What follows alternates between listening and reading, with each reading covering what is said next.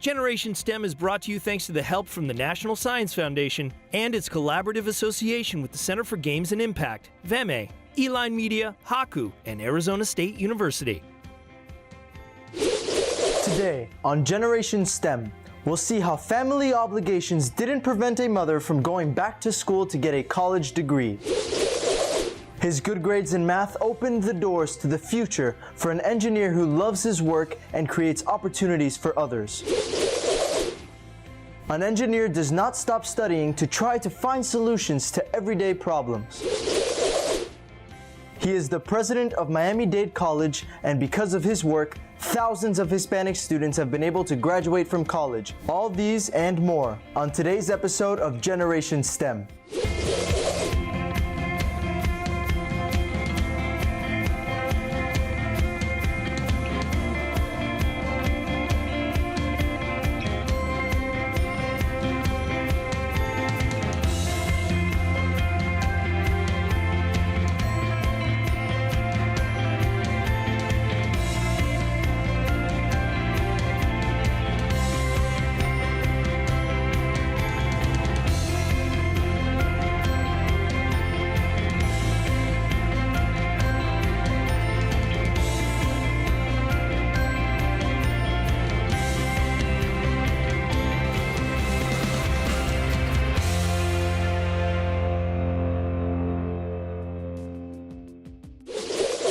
Hello, I'm Gabriel Salgado, and today we are going to share some amazing stories in the world of science, technology, engineering, and mathematics, or STEM.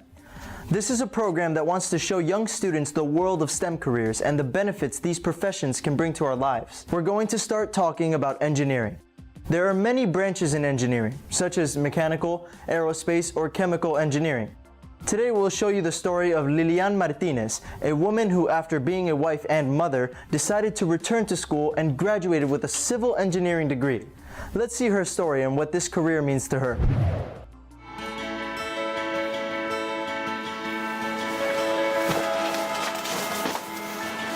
Mi nombre es Lilian Martínez, me gradué de San Antonio College con un Associates de Ciencias e Ingeniería. Ahorita estoy estudiando en la Universidad de Texas aquí en San Antonio, buscando ser un ingeniero civil. Trabajo en el taller de mi primo. Llegan automóviles que tienen que ser reparados por causa de accidentes. Además de la ingeniería civil, también me gusta mucho la reparación de carros. Mi mamá me enseñó a trabajar con los carros. Ella me enseñó un poco de cambiar las llantas, me enseñó a manejar, también a escuchar un ruido de un automóvil y distinguir de dónde viene ese ruido. Cuando tenía 12 años, mi papá se enfermó. Al graduarme de high school me dieron la opción, ¿quieres ir al colegio o quieres trabajar? Dije, pues me falta el dinero, mejor trabajo. Estuve fuera unos años y ya fue cuando me casé. Y a los cuantos años después dije, no, ya tengo que regresar porque vivir de cheque a cheque no era suficiente. Necesitaba tener esa educación para poder mantenerme y dar el ejemplo a mis hijos. Teniendo una educación, que es muy importante, es mucho diferente. Ya no va a ser de cheque a cheque, no vas a tener que andar pidiendo prestado al banco, no vas a tener que usar tarjetas de crédito, no te tienes que endeudar, porque ya es suficiente el dinero que va a entrar a tu bolsillo. La gran diferencia es lo que te pagan con educación y lo que te pagan sin educación. Desde un principio mi esposo me apoyó. Fue con el que hablé y le dije, necesito entrar al colegio para mejorarnos como familia, como ves. Y fue cuando dijo, claro que sí, yo te apoyo. Ahí en San Antonio College era mucho más económico que entrar directamente a la universidad.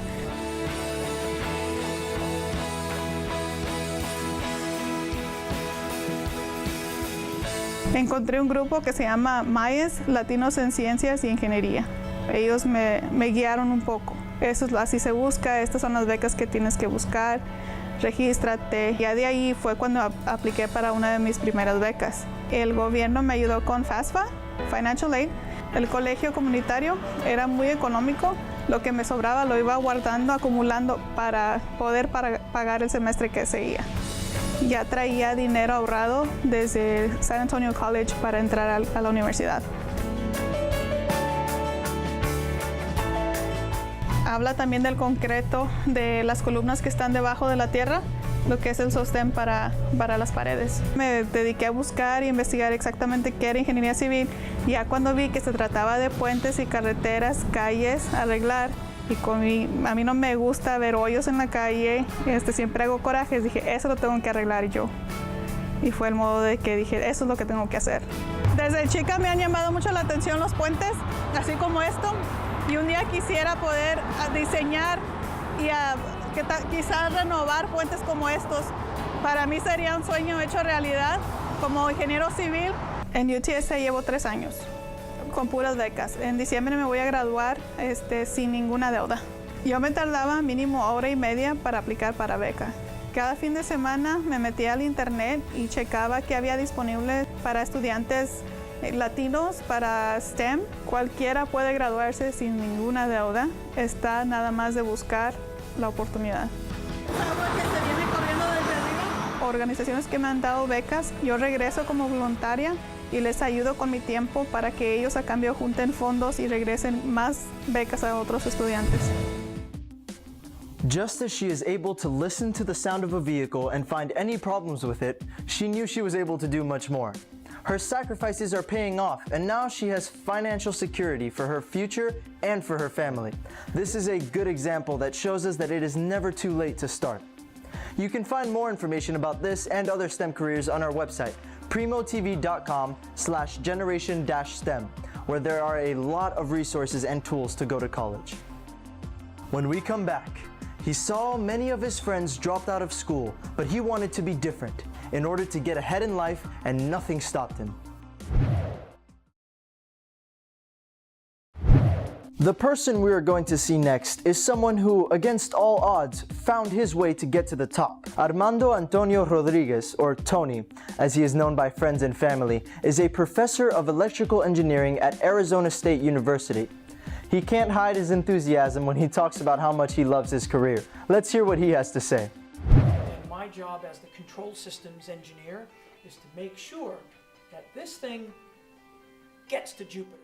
My name is Armando Antonio Rodriguez, and I'm a professor of electrical engineering here at Arizona State University. I've been here since 1990, and I love my job.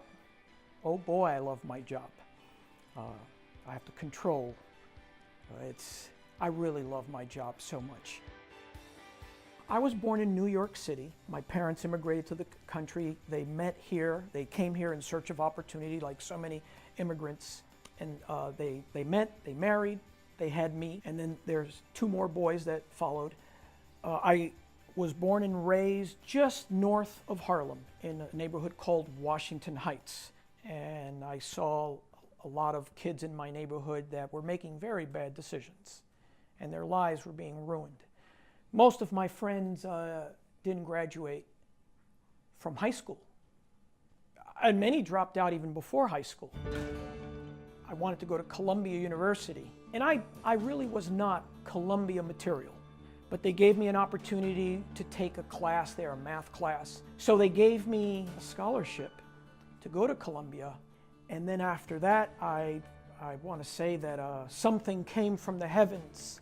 It was AT&T Bell Laboratories, and they gave me a scholarship for graduate school, essentially paying for all my graduate school to MIT. I think the first thing that happened to me was taking physics in high school. That was really like a religious experience for me because physics shows you how the world works. You're exposed to Newton's laws of motion, and that explains how cars work, how rockets work, how the moons work, how the planets work. My area is control systems.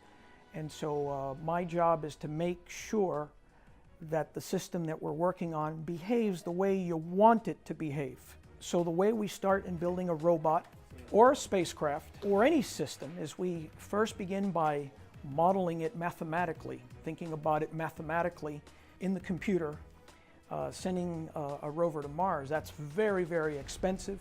And so the first steps are in that computer, building those models, simulating, and then you go to the lab.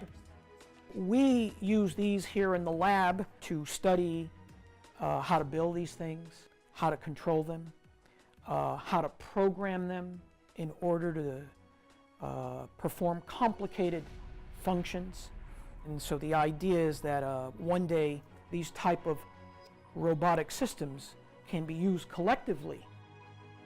What we try to talk to the kids about especially is that math is a tool. Algebra is typically that first real math class where the kids start feeling, this is a little difficult. But algebra is used by scientists and mathematicians and engineers all the time.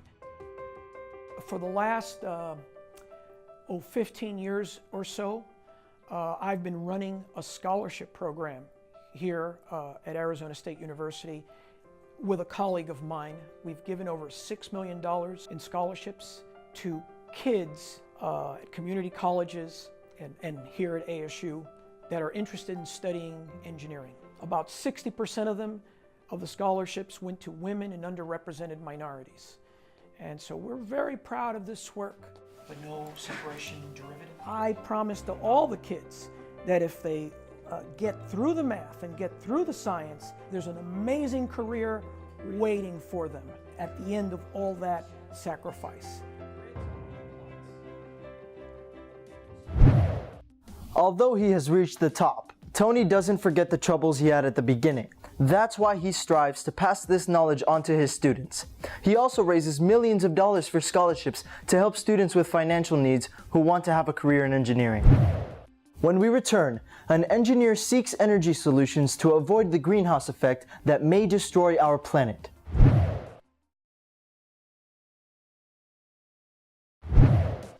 On our next story, we will meet a young engineering student who graduated in physical engineering in Peru, his native country. Kevin Villegas came to the United States to get his doctorate degree in electrical engineering. The road was not easy, but his dedication and hard work took him to Princeton University. Now he works in finding solutions to everyday problems using science and technology. Let's see his story. My name is Kevin, and I'm a first-year doctorate student in electrical engineering at Princeton University here in the United States. And before that, I had lived my whole life in Peru, but I never had the opportunity to live more than 3 months at a time outside my country and away from my family. In Peru, I dedicated myself to studying physical engineering at the National University of Engineering, which is a school that is completely dedicated to engineering, the sciences, and architecture. I didn't know I would end up here at Princeton University. I didn't know what I would do when I started college. I met a lot of people who helped me to find what it is I think I really want to do for the rest of my life.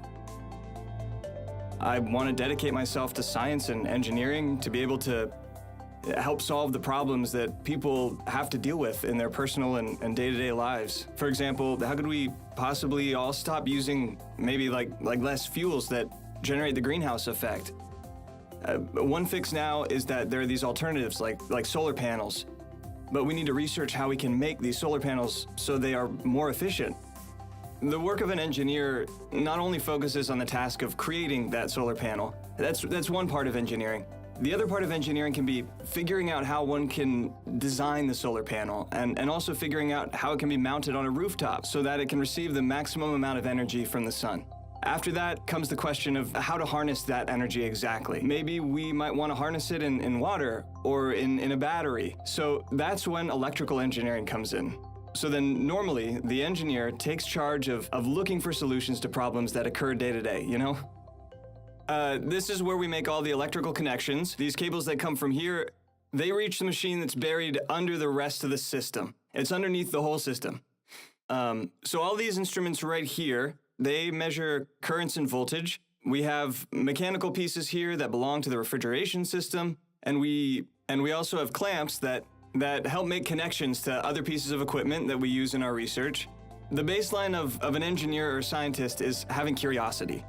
It's starting with that. If a person is really curious to know why a car moves, or why when someone is under the sun, why do they get hot? Or why the waves of the sea happen during the day. So then if someone begins to ask things like that, that person is curious about why nature works in a certain way. I think I'd say that's the first step to starting a career in science and engineering. The task of going to Princeton was something that required a different type of hard work on my part. One has to take a series of international exams and has to gather letters of recommendation and at the same time I had to prepare for the English exam called the TOEFL and the general knowledge exam, which is the GRE. And I would look on the internet for information about the professors I wanted to work with. So I would spend half my day learning English and on studying about the general knowledge test, which dealt with mathematics and verbal reasoning. And so I would start, let's say, at 8 o'clock in the morning, and I would finally come home around 10 o'clock at night. This is the equipment that we can borrow here in the lab. This is essentially a refrigerator. What it does is that it freezes the samples we use to study at very, very cold temperatures. So it's very true that engineering and science are really intimidating, but I don't think that it's a good idea to say, I don't like engineering because I'm not good at math. Math is something you learn, not something you're born with. The way that everyone learns is different. It depends on the individual. So, sometimes the problem isn't that a person is not made for engineering or something like that. It's the way that the individual is receiving knowledge. I'm completely sure that anyone in college can become just as good as some of the best students in math who get the best education. So it's very important that if you want to keep going with math or science or engineering, you just need to work hard and never give up, not before you begin the actual journey. As we have seen with other professionals or students, curiosity is the initial spark to get into the world of science, technology, engineering, or mathematics. Kevin never gave up on his dream, and he is now a great example to follow. Do not forget to visit our website to find more information on this and other STEM careers, as well as information about scholarships, financial aid, or simply how to choose a major. When we return, we will talk to the president of one of the largest colleges in the country, which enrolls and graduates more minority students than any other college in the United States. Our next guest came to the United States by himself when he was 15 years old. He didn't have anything, only his dream to become a good person and a well-respected professional. Eduardo Padron is the president of Miami-Dade College. He is one of the top 10 most recognized college presidents in the country, according to Time magazine. He talks to us about the opportunities for students who choose a STEM career that can change their lives. Eduardo Padron, presidente del Miami-Dade College. For me, it's the achievement of the American dream. In other words, coming here as a refugee, having the opportunity to study, having the opportunity to work, having the opportunity to support my family, and to achieve the position of president of the institution with the largest enrollment in the United States. It's very symbolic of what the American dream is all about. It's very symbolic of the opportunities that are provided to us in this great country that through hard work and perseverance, sometimes with a lot of difficulty, but with a lot of effort, can be achieved, especially through education. Today, more than many years back, there are many ways in which students, regardless of where they are, especially if they are young arrivals into the United States, if they have economic needs, etc., there are all kinds of scholarships, there are all kinds of financial aid. The federal government offers the Pell Grant. The Pell Grant is basically a scholarship that is given to students that allow them to pay for tuition and also hopefully have some money left for transportation and food and so forth. It's available for people who are low income, whose families do not have enough resources to be able to pay for college.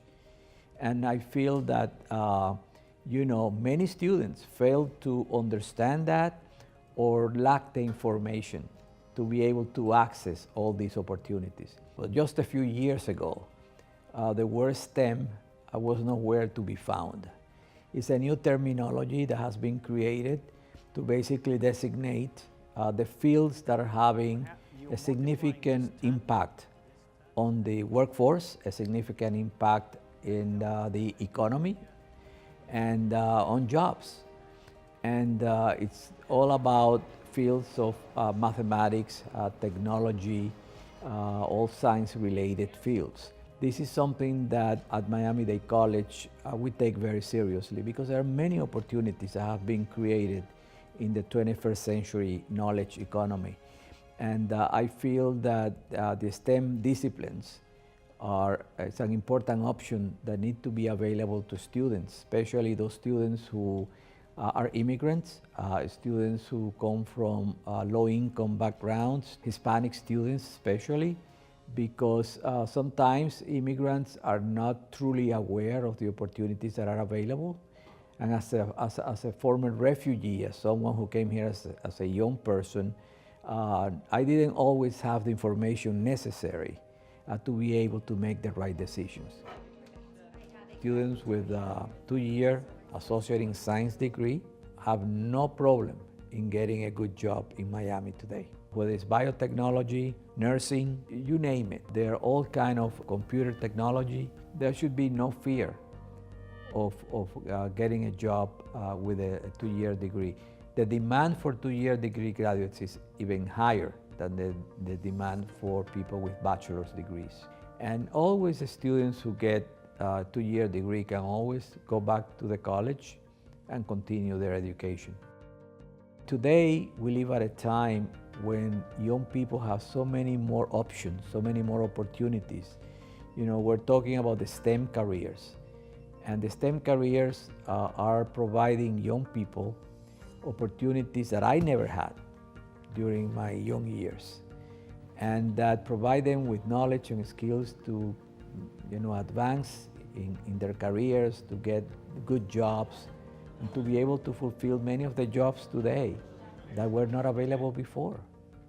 You know, in today, the United States, there are about 4 million jobs that are begging for qualified people, mostly in STEM careers. And yet we have a lot of young people unemployed. There is a mismatch. And I think when young people realize that, and they go and insist and get information, a whole new world opens to them that will guide them through the entire life. As we can see, the doors to get into a STEM career are wide open. Dr. Padron has succeeded in increasing the academic level of Miami-Dade College. He has given access to a lot of students with financial needs, and thousands of them have graduated to start a career thanks to a quality education. We have come to the end of our show today. I hope you've enjoyed it, and we invite you to visit our website where you will find valuable information about universities, careers, financial aid, and much more. We'll see you next time on Generation STEM.